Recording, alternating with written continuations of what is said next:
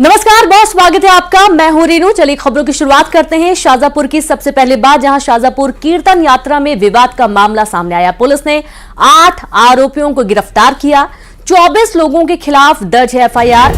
IG, DIG, SP सहित police बल शहर में मौजूद है। तो बड़ी खबर आपको दे रहे हैं शाहजहांपुर से, जहां कीर्तन यात्रा में विवाद का मामला सामने आया। पुलिस ने 8 आरोपियों को गिरफ्तार कर लिया है। 24 लोगों के खिलाफ मामला दर्ज किया गया, एफआईआर दर्ज हुई है। तो वहीं आईजी, डीआईजी, एसपी सहित पुलिस बल शहर में मौजूद है। तो 24 लोगों के खिलाफ एक्शन लिया गया।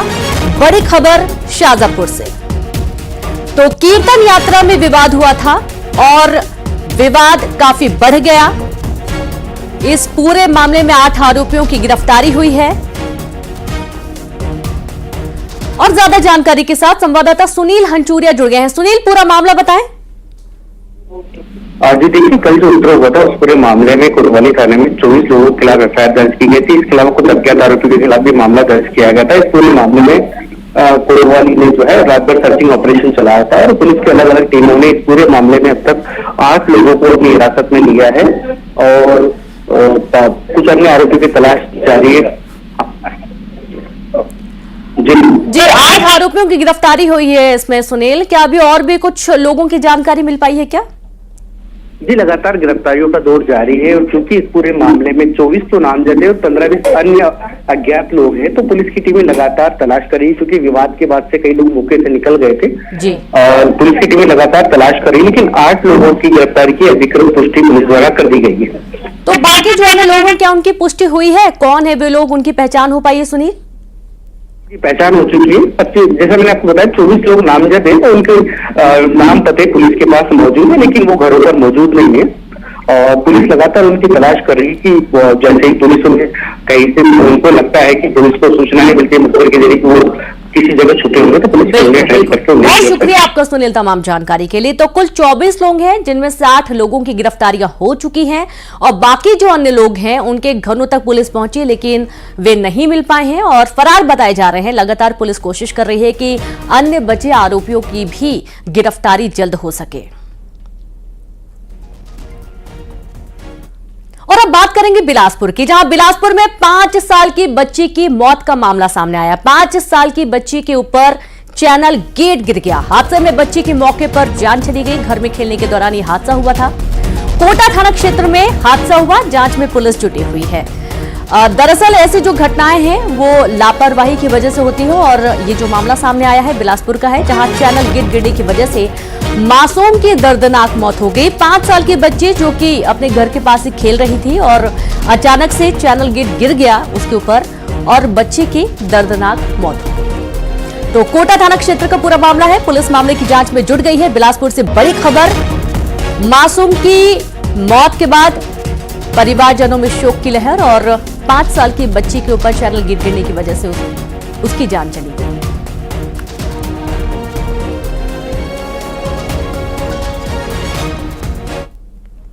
वो शख्स बेखौफ होकर घूम रहा था जो ये कह रहा था अब मैं पिता का कत्ल करूंगा। ये वो हत्यारा है जिसने अपने 2 महीने के मासूम बच्ची और मां की बेरहमी से हत्या की। बीवी पर भी जानलेवा हमला किया। इस हैवानियत के पीछे वजह पारिवारिक विवाद नहीं है, बल्कि इस कत्ल के पीछे था एक आरोप।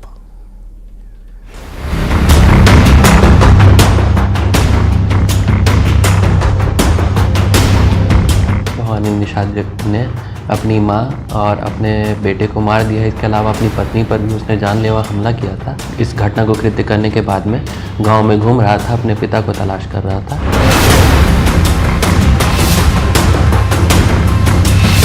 पहले मासूम बच्चे का मर्डर,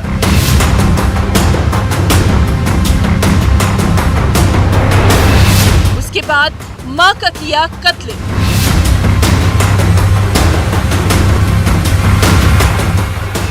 फिर बीबी पर जानलेवा हमला।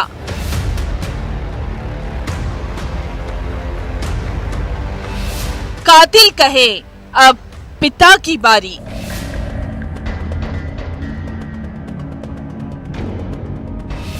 ये हैवानियत थर्रा देगी।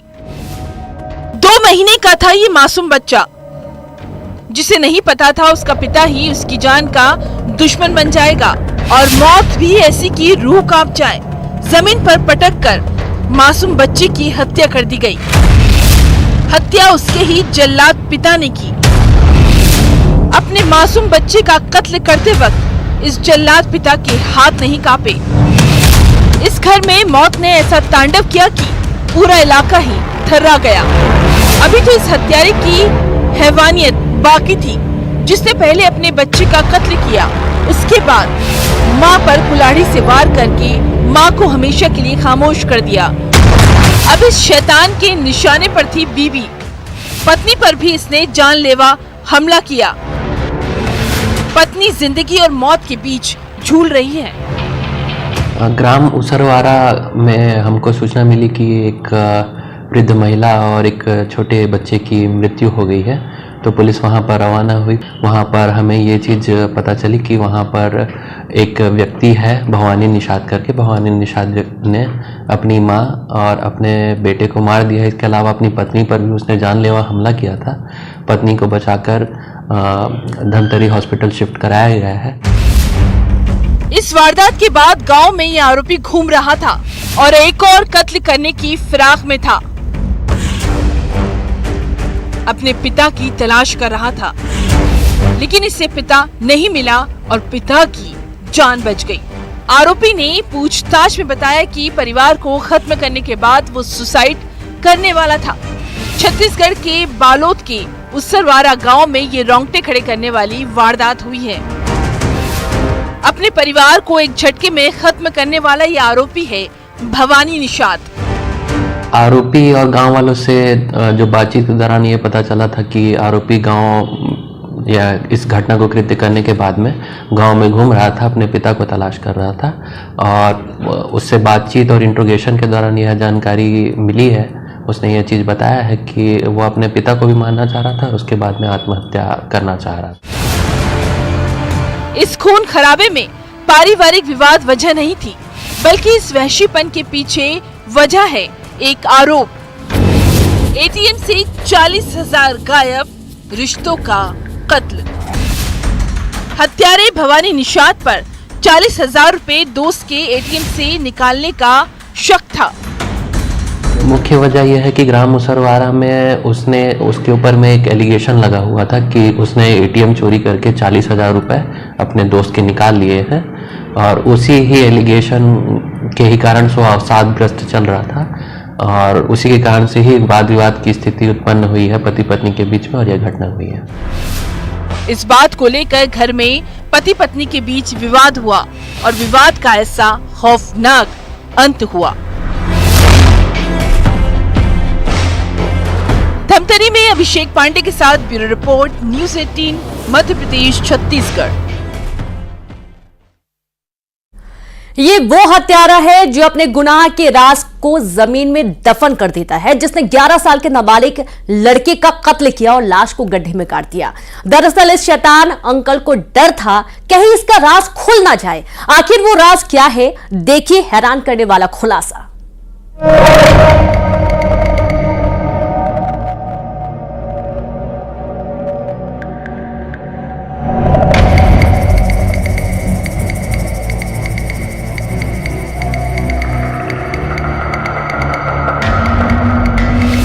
वो राज खोल देगा।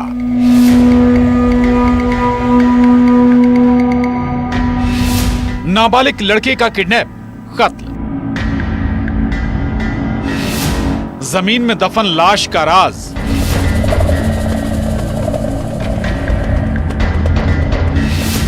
शैतान अंकल की हैवानियत।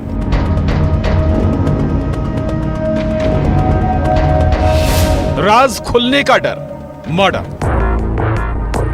जिस आरोपी को पुलिस पकड़कर अपने साथ लेकर आ रही है, इस आरोपी का कनेक्शन 11 साल के नाबालिग लड़के की गुमशुदगी से है। जिस दरिंदे ने अपने गुनाह को छिपाने के लिए नाबालिग लड़के की हत्या की और उसके बाद राज को राज रखने के लिए एक गड्ढा खोदा और बच्चे की लाश को छुपा दिया।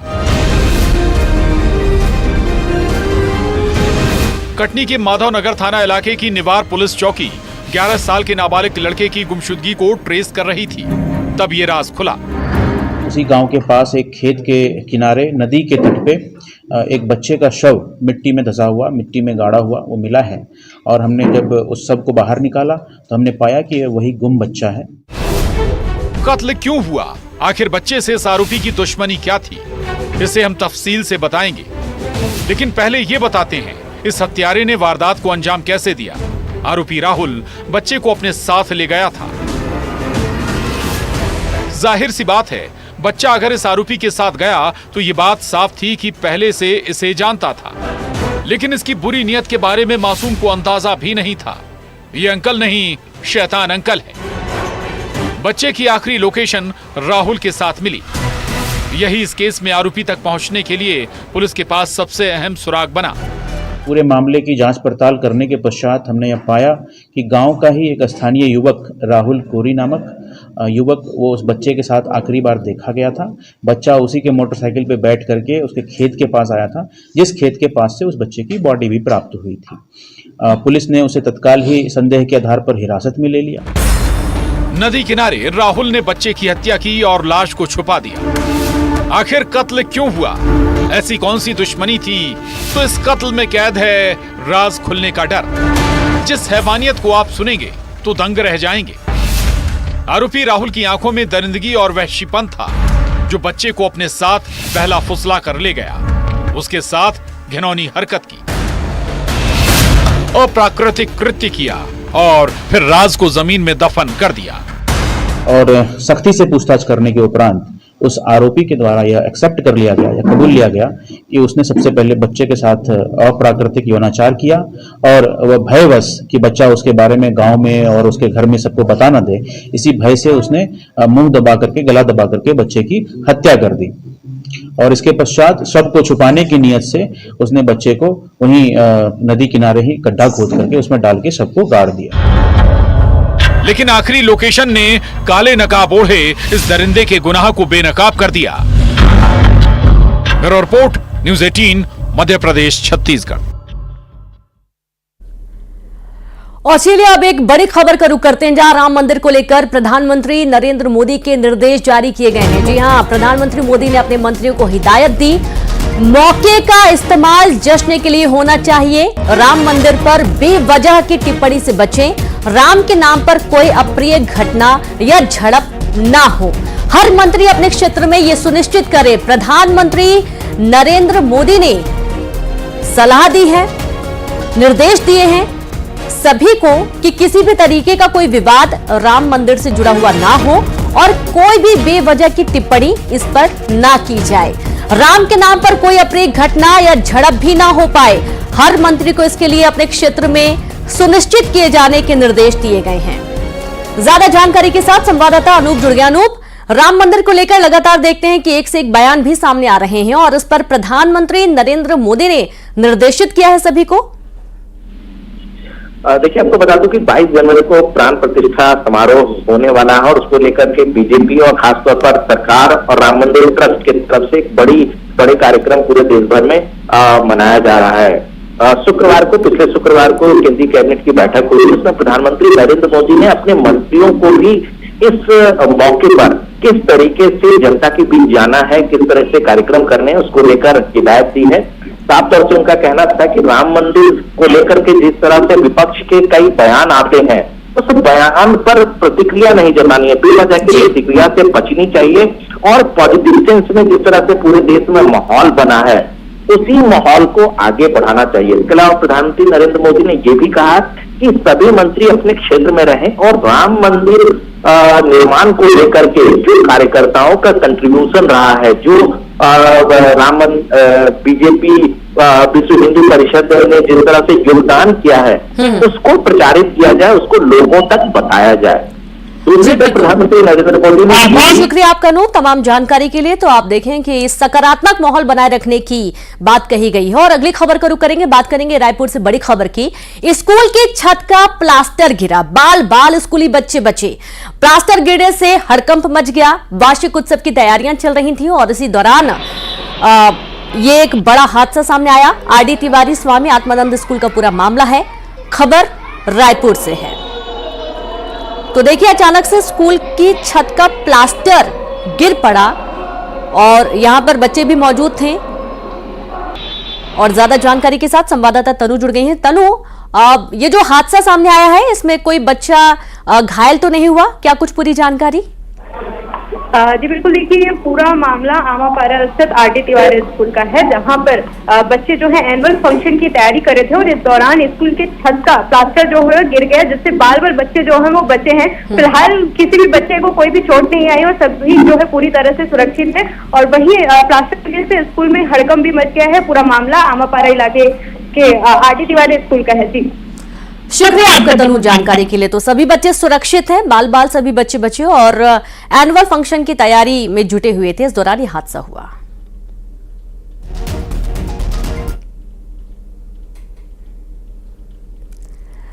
आखिर रायपुर में चाकूबाज बाज क्यों नहीं आ रहे हैं? रायपुर में 5 साल पुरानी अदावत में खूनी खेल खेला गया। गैंगवार में चाकू से वार करके एक लड़के का बेरहमी से कत्ल कर दिया गया। दबंगई और हैवानियत की लाइव तस्वीरें भी सामने आई हैं, देखिए।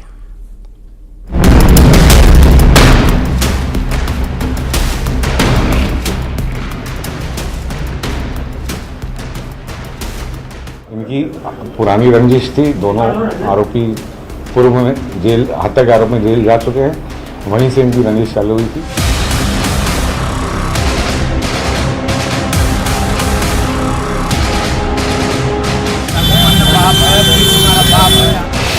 रायपुर के चाकूबाज, रायपुर में गैंग वॉर।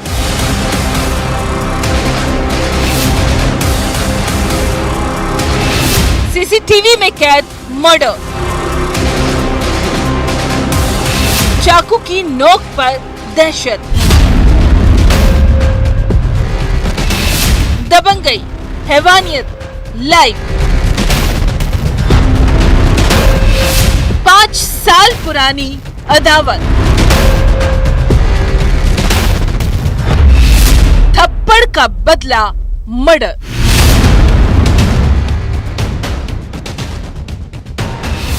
बेखौफ बदमाश, कब बाज आएंगे चाकूबाज? चाल देखिए, ढाल देखिए, अकड़ और दबंगई भी। 29 सेकंड के इस सीसीटीवी फुटेज में ये सारी बातें आपको लाइव नजर आ रही होगी। पहले इन दो लड़कों के बीच बहस शुरू हुई। इनके हाव भाव से अंदाजा लगाया जा सकता है देख लेने की एक दूसरे को धमकी दे रहे हैं। इसके बाद इस बदमाश के दूसरे साथी भी आ धमकते हैं। अब विवाद और बढ़ गया, हाथापाई हुई। उसके बाद जो तस्वीर कैद हुई वो दिल दहलाने वाली है। इस हमले में आशीष खून से लथपथ हुआ, अस्पताल में जिसने दम तोड़ दिया। बिट्टू यदू और उसके 3 साथियों द्वारा उमेश मर्सकोले और आशीष बंजारे के ऊपर प्राणघातक हमला किया गया था। इनकी पुरानी रंजिश थी। दोनों आरोपी पूर्व में जेल, हत्या के आरोप में जेल जा चुके हैं। वहीं से इनकी रंजिश चालू हुई थी। रायपुर के डीडी नगर थाना इलाके में ये वारदात हुई। इन लड़कों के बीच अदावत पुरानी है। साल 2018 में आशीष के दोस्त रजत पाठक की हत्या हुई थी। 15 दिन पहले ही इस केस में आरोपी रवि जेल से छूटकर आया है। आशीष की अपने दोस्त रजत पाठक की हत्या को लेकर इन आरोपियों के साथ विवाद हुआ, जिस विवाद का बदला थी ये वारदात। छूटने के बाद आरोपी एक राय होकर घटनास्थल पर आए और धारदार हथियार से वार कर चोट पहुंचाए, जिससे आशीष बंजारे की मृत्यु हो गई थी। वारदात के बाद आरोपियों को पकड़ने के लिए पुलिस की टीम ने 2 दर्जन से ज्यादा इलाकों में दबिश दी। आरोपी बिट्टू, मुकेश, रवि और छोटू को पुलिस ने धर दबोचा है। अब जो आरोपी चाकू की नोक पर दहशत फैला रहे थे, वही अब कान पकड़े खड़े हुए हैं। पुलिस टीम, क्राइम ब्रांच की टीम तत्काल मौके पर पहुंचकर अलग अलग पता तलाश किए। रात्रि में आरोपी हिरासत में लिए गए और उनमें कार्रवाई की जा रही है। सवाल तो ये भी है कि आखिर रायपुर में बदमाश बेखौफ क्यों है? क्यों चाकूबाजी की वारदात रुकने का नाम नहीं ले रही। रायपुर में युगल तिवारी के साथ bureau report, news 18, Madhya Pradesh, Chhattisgarh. और चलिए अब रुक करेंगे क्राइम टॉप 20 का। राजधानी भोपाल में बदमाशों का कहर।